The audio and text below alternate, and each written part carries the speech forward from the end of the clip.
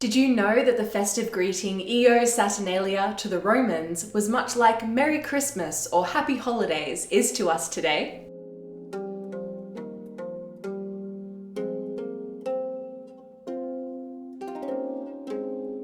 Hello and welcome to World History Encyclopedia. My name is Kelly and today's video is all about the earliest predecessor to Christmas, the Roman festival of Saturnalia.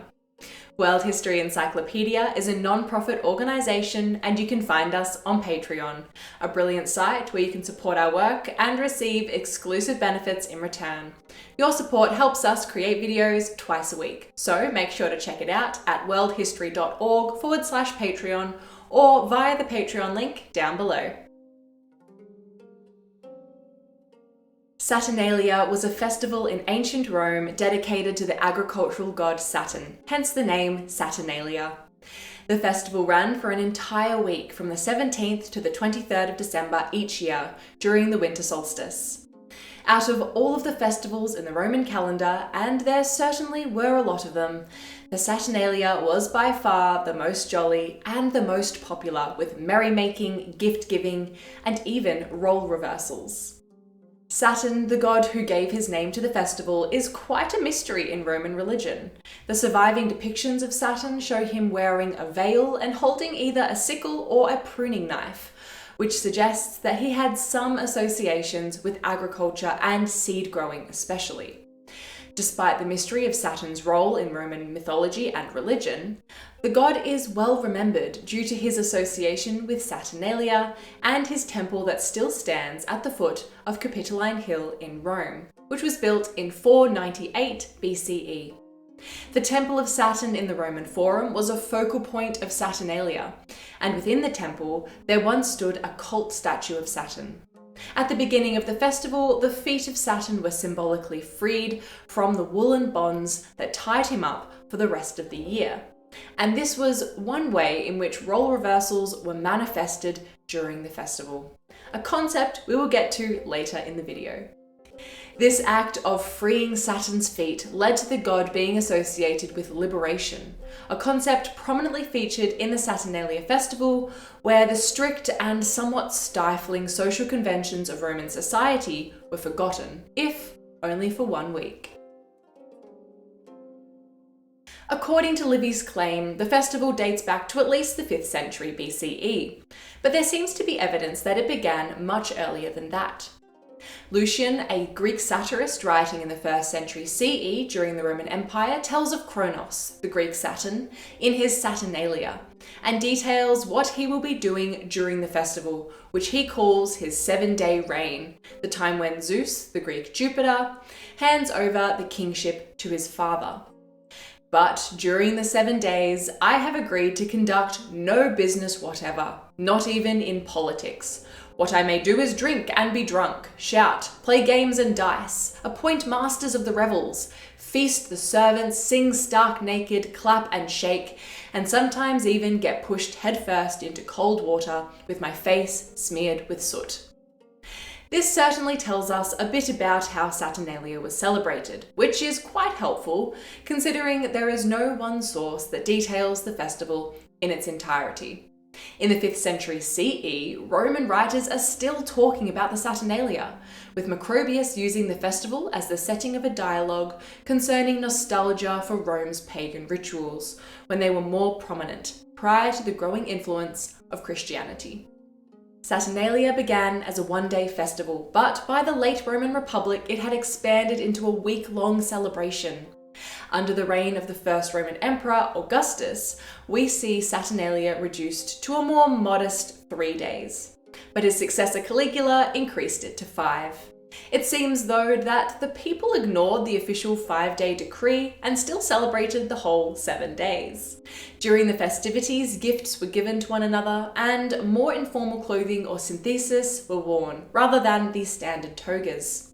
The Saturnalia was famously a time for partying, feasting, playing games, and merrymaking for all. Even slaves were free during the festival to let loose, have a gamble, and even drink in public. All of these jolly features of the Saturnalia led the Roman poet Catullus to describe the festival as the best of times. One of the key parts of the Saturnalia Festival was the role reversal, seen in numerous traditions throughout the week. The Saturnalia Princeps, also known as the leader of Saturnalia or the more catchy Lord of Misrule, was chosen from the lowest members of a household and was able to spend the week conducting light-hearted mischief. Beyond the Lord of Mischief, reversal of roles and social conventions were also seen with the slaves and slave owners eating together, with the masters wearing the pilleus or felt hat of a free slave, and some even going so far as to wait on their slaves, while the slaves were permitted to do whatever they wanted. This particular part of the festival may have been a way to let off some steam after an entire year of living within the strict social conventions of Roman society. On the third day of Saturnalia, Ops, the wife of Saturn, was celebrated with the feast of Ophelia. Ops was an earth goddess and the Roman deity of the harvest and fertility, and although she had a festival dedicated to her in August at the end of the harvest season called the Opicon Civia, she was also celebrated on the third day of the Saturnalia. The last day of the festival was known as the Sigillaria, which was named after a special market of the same name. On the final day of the Saturnalia, you would head to this special market in order to buy gifts, including candles, jellied figs, and most importantly, small terracotta figurines or sigilla. Sigilla could take the form of deities, heroes like Hercules, or common and sometimes comical figures associated with the giver or recipient.